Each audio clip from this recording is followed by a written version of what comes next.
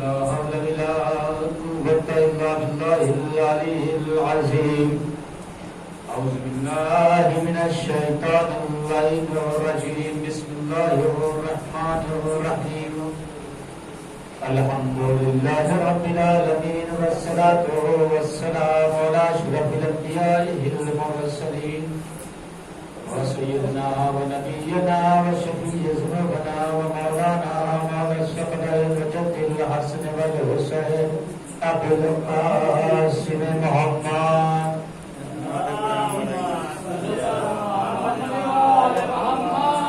وآله الطيبين الطاهرين المعصومين المظلومين ولعنة الله على أعدائهم أجمعين من يومنا هذا إلى يوم الدين. أما بعد فقد قال الله تبارك وتعالى في كتابه المبين وهو أشرف الصادقين. بسم الله الرحمن الرحيم. وسمعوا مني وأنا من الحسين. صلى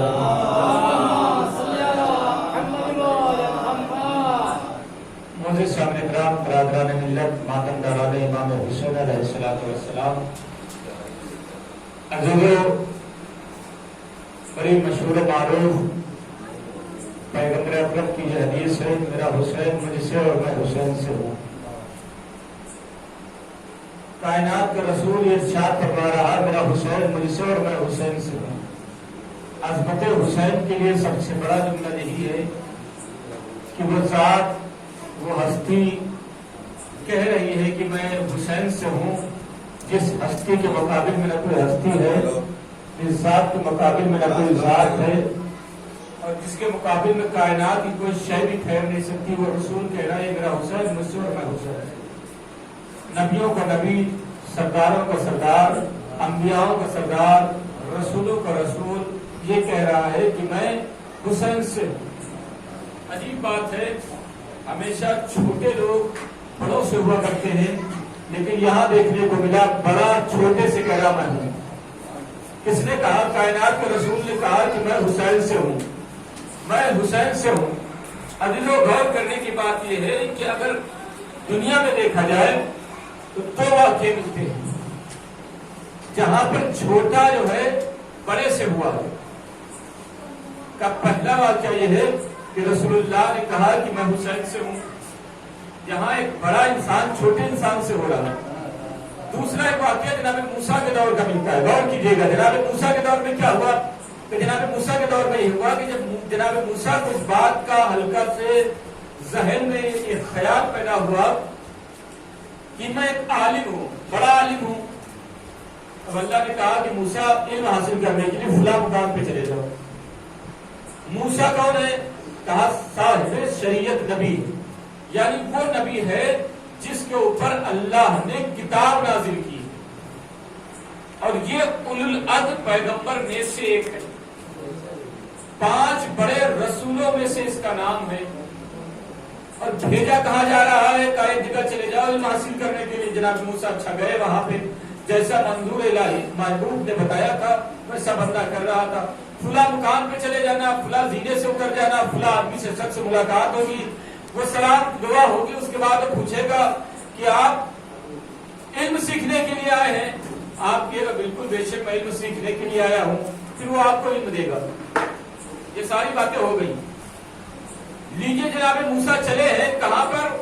علم سیکھنے کے لیے ایک نبی خدا کے پاس.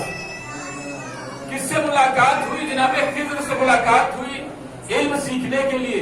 بڑی حیرت کی بات ہے کہ جس کے اوپر کتاب نازل ہوئی ہو، جو رسول ہو، جو اولو العزم پیغمبروں میں سے ہو، وہ ایک عام ادنا سا نبی کے پاس جا رہا ہے علم سیکھنے کے لیے. جناب خضر نہ صاحب شریعت رسول ہے، صاحب شریعت نبی ہے، نہ کوئی کتاب پر آئی ہے، نہ یہ رسول ہیں، نہ یہ بڑے اولو العزم پیغمبروں میں سے ہیں. جن سے 1,24,000 نبی تھے ویسے عام نبیوں میں سے یہ نبی ہے. 5 بڑے نبی ہیں، 313 نبی ہیں، ان پہ ایک لسٹ بنائی گئی. لیکن جناب خضر جو ہے وہ عام نبیوں میں سے ایک نبی. اچھا، بڑا رسول چلا ہے چھوٹے رسول سے، بڑا نبی چلا ہے چھوٹے نبی سے علم سیکھنے کے لیے. جناب خضر نے کیا کہا کہ اگر تم علم سیکھنا چاہتے ہو تو شرط یہ ہے کہ خاموش رہنا، بولنا نہیں. خاموشی علم دے گی، بولنے سے علم نہیں سیکھ پاؤ گے. کہا ٹھیک ہے میں بولوں گا نہیں. کہا صبر کرنا پڑے گا. کہا صبر بھی کروں گا. کہا ٹھیک ہے چلو. تاریخ کہتی ہے جناب خضر آگے آگے، جناب موسیٰ پیچھے پیچھے چلے. ایک دریا کے کنارے پہنچے، دریا کو پار کرنا تھا. کشتیاں بہت ساری تھیں، لیکن کشتیوں میں سے بالکل نئی کشتی پر سوار ہوئے. سوار ہوئے کشتی پانی کے درمیان چل رہی ہے. جیسے بیچ پانی کو کراس کیا، پار کیا، جناب خضر نے دھیرے سے اس میں سوراخ کر دیا. سوراخ کر دیا. اب جب جناب موسیٰ نے اس منظر کو دیکھا پریشان ہو گئے. ارے یہ ملاح کی کشتی، غریب انسان کی کشتی، نئی کشتی تھی، اس میں سوراخ کر کے خراب کر دیا. جناب موسیٰ نے پوچھا یا نبی اللہ، یہ آپ نے کیا کیا دیا بتا دیجئے. میں نے کہا تھا نا صبر کریے. صبر سے پہلے علم نہیں مل سکتا ہے، پہلے صبر کرو پھر علم ملے گا. چلیے اچھا دوسری جگہ پہنچے. کیا دیکھا؟ ایک بستی تھی اور بچے کھیل رہے تھے. اس میں سے ایک بچے کو پکڑا، قتل کر دیا. بے چین ہو کہ یہ کیا کر دیا؟ بچے کی جان لے لی. یہ نبی خدا یہ کیا کر دیا آپ نے؟ ایک بچے کی جان لے لی. کہ میں نے کہا نا صبر کریے، صبر کرتے رہیے، علم حاصل کرتے رہیے، آگے بڑھے. ایک جگہ دیوار گر رہی تھی، بارش ہو رہی تھی، دیوار گرتی جاتی، اینٹا اٹھا اٹھا کے اس پہ رکھتے جاتے، مٹی اٹھا اٹھا کے رکھتے جاتے. کہنے لگے یا نبی اللہ یہ کون سی بات ہے، جتنی آپ رکھتے ہیں اتنی دیوار گرتی جا رہی ہے. تب پھر بھی نیچے کی تو دیوار نہیں دکھی نا، جتنی رکھ رہا ہوں اتنی ہی تو گر رہی ہے نا. میں نے کہا تھا نا آپ سے کہ صبر کرنا پڑے گا. جناب خضر نے کہا موسیٰ تم سے میں کہہ رہا ہوں صبر کرو، صبر کرنے سے علم ملتا ہے. جناب موسیٰ تیسری منزل پہ جا کے جناب خضر کہنے لگے موسیٰ تم علم نہیں حاصل کر سکتے، پلٹ جاؤ. کہا نہیں میں اب سوال نہیں کروں گا، مجھے علم چاہیے. معلوم یہ ہوا کہ اگر کوئی 3 منزلوں کو پار کر لے جائے تو وہ علم کے دروازے پر پہنچ جاتا ہے. یہی جناب خضر موسیٰ کو بتا رہے ہیں کہ 3 منزلیں پار ہو چکے ہیں، 4تھی منزل پر علم ہی علم ہے. صلوات پر محمد والے محمد. معلوم ہوا 3 منزلیں جو پار کر لے جائے وہ 4تھی جگہ علم ہی علم ہے. یہی بتا رہے تھے ایک نبی سے تو یہی کہہ رہا تھا کہ 3 چھوڑ کر جب تم 4تھے تک پہنچو گے تبھی تم علم کے دروازے پر آؤ. علم حاصل کرنا ہے تو دروازے علی پہ آنا، دروازے اہل بیت پہ آنا. یہاں بغیر آئے نہ کوئی علم والا ہو چکا ہے، نہ کوئی سائنسداں بن سکتا ہے، نہ کچھ بن سکتا ہے. دنیا کی نظر میں وہ عالم ہوگا لیکن اللہ کی نظر میں وہ جاہل ہے، اس لیے کہ اس کے پاس اہل بیت والا علم نہیں. اور اہل بیت کے پاس جو علم ہے وہ دنیا کے ساتھ ساتھ آخرت کا بھی علم ہے، آخرت کا بھی علم ہے. زمین سے زیادہ آسمان کو راستے سے جاننے والے کو علی کہتے ہیں. اب دنیا کہنے لگتی ہے یہ کیسی زمین سے زیادہ آسمان کے راستے جانتے. علی نے بتا دیا کہ جتنی بڑی دنیا نا اس سے بھی بڑا آسمان ہے.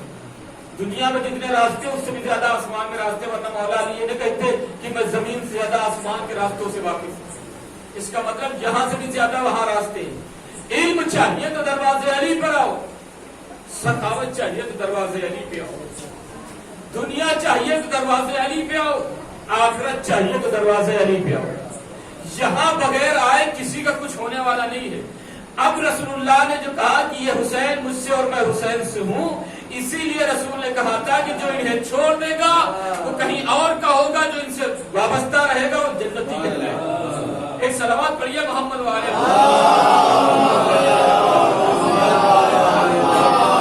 ان کے قریب تم ہوتے جاؤ، ان سے تم جڑتے جاؤ، ان کے قریب ہوتے جاؤ. یہی تمہارا بہترین ذریعہ ہے راہ نجات کا.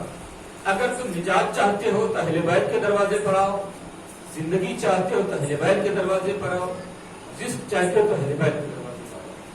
جہاں آ جاؤ گے زندگیاں بھی ملتی ہیں، جہاں آ جاؤ گے آخرت بھی سمجھ جائے گی. اور پیغمبر دنیا کو یہی بتا رہے تھے کہ حسین کو پہچان لو. اگر تم حسین کو پہچان لو گے تو تمہاری دنیا بھی سمجھ جائے گی، آخرت بھی سمجھ جائے گی. لیکن کائنات حسین کو پہچان نہ سکی، حسین کو پہچان نہ سکی کائنات. پیغمبر اپنی پوری زندگی یہی دنیا کو پیغام دیتے رہے کہ یہ حسین کوئی عام انسانوں جیسا نہیں ہے، بلکہ یہ محبوب خدا ہے، یہ ولی خدا ہے، یہ اس کا امام ہے، یہ اس کا ولی ہے. اور اس کی ہر بات منظور خداوندی ہوتی ہے. جو یہ کہہ دے وہ دنیا میں ناممکن نہیں ہو سکتا، وہ ممکن میں ہو جائے گا. اگر زندگی ختم ہو جائے یہ کہہ دے زندگی بڑھ جائے گی.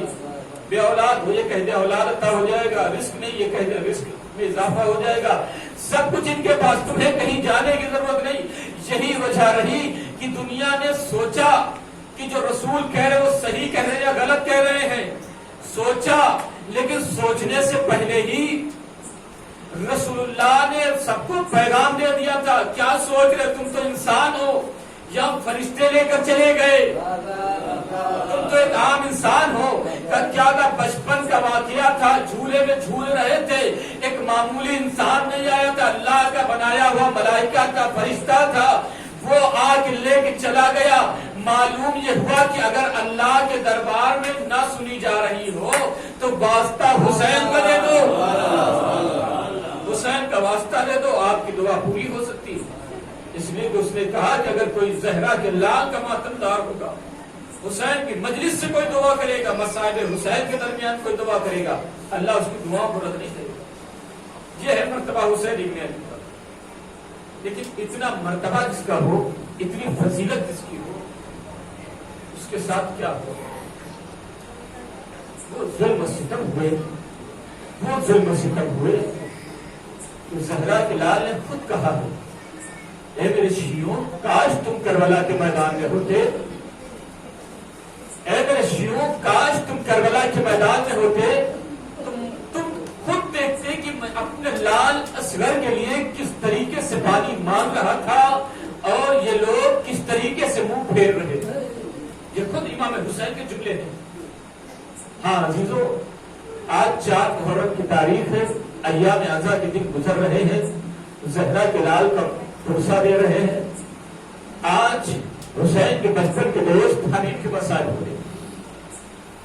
جب فوج شام کی یزیدی فوج جب زمین کربلا پہ دھیرے دھیرے پڑنے لگی اور چاروں طرف سے گھوڑوں کی آواز آنے لگی، علی کی بیٹی اتنا پریشان ہوئی، اتنا بے چین ہوئی ہے.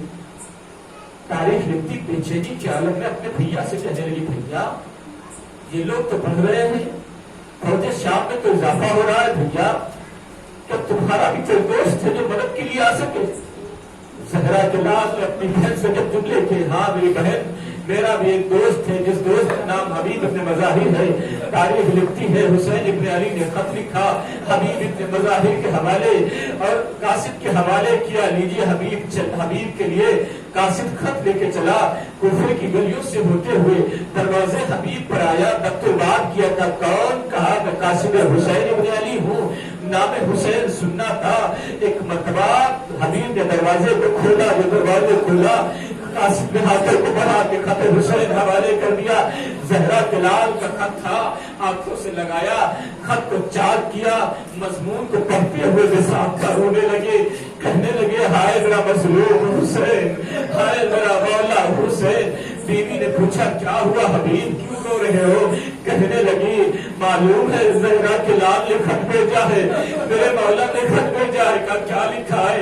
کہا زہرا کے لال نے لکھا میرے بچپن کے دوست حبیب حسین نرے آداب کربلا کے سرزمین پہ گر گیا، اگر ہو سکے تو ہماری مدد کے لیے کربلا آ جائیے. ایک مرتبہ حسین نے لکھا ہے، اے میری زوجہ سنو حسین نے کیا لکھا ہے.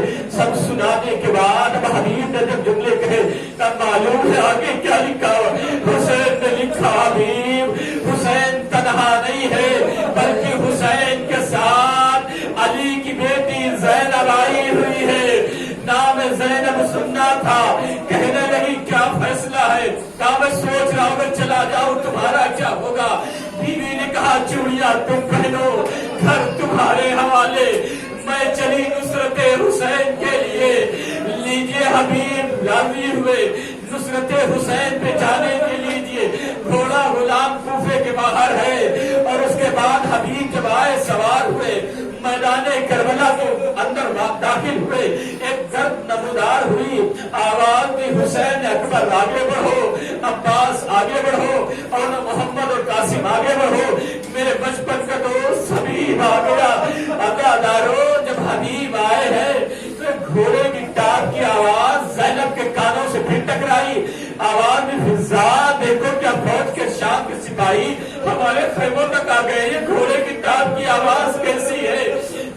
چادر خیمہ پر جو آئی اور ایک سنانی لے کر گئی، کہنے لگی شہزادی کوئی اور نہیں، آپ کے بھیا کے بچپن کا دوست حبیب آ گیا۔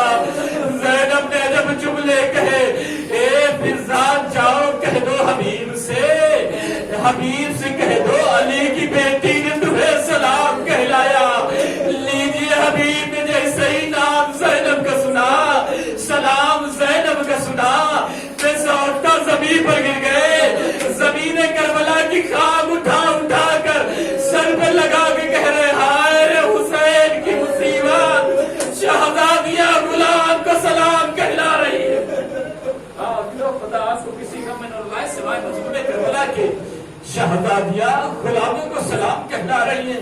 ہاں ذرا وہ وقت بھی قریب آیا جب ایک دوست نے دوست کو مرنے کی رضا دے دی۔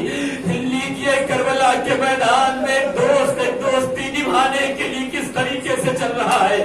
کربل کے میدان میں علی کے لاڈلے نے، زہرا کے لگتے جگر نے اپنے دوست کو گھوڑے پہ سوار کیا، حبیب کو آخری سلام کیا، حبیب کا گھوڑا کربلا کی جانب چلا۔ آزادار و تاریخ لکھتی ہے کہ حبیب جنگ کرنا شروع کرتے، کبھی بیٹھنے پر، کبھی میسرے پر، کبھی قلب لشکر پر، لیکن وہ وقت بھی قریب آیا جب حبیب گھوڑے پہ سنبھل نہ سکے، زمین کربلا کے اوپر آئے۔ ایک دوست نے پھر ایک دوست کو آواز دی، دوست کی آواز کو سننا تھا۔ ایک مرتبہ کہنے لگے علی اکبر آگے بڑھو، عباس آگے بڑھو، ارے میرے دوست نے مجھے بلایا ہے، چلو ہم مدد کے لیے حبیب کے تک چلتے ہیں۔ خدا آپ کو کسی غم میں نہ سوائے مظلوم کربلا کے زہرا جلال چلا ہے، حبیب تک آیا، حبیب کا لاشا زمین کربلا پر ہے۔ عباس ولی اکبر نے حبیب کے جنازے کو اٹھایا۔ لیجیے وہ حبیب کا جنازہ خیام حسینی میں آیا ہے۔ جب خیام حسینی میں آیا، زینب سے کے بھائی نے کہا، حسین نے اپنی بہن زینب سے کہا، اے بہن میرے دوست کا لاشا ہے، ماتم کرو۔ لیجیے بیویاں اکٹھا ہوئی، خیام حسینی میں کوہرام بپا ہوا۔ واہ حبیبا، واہ محمد،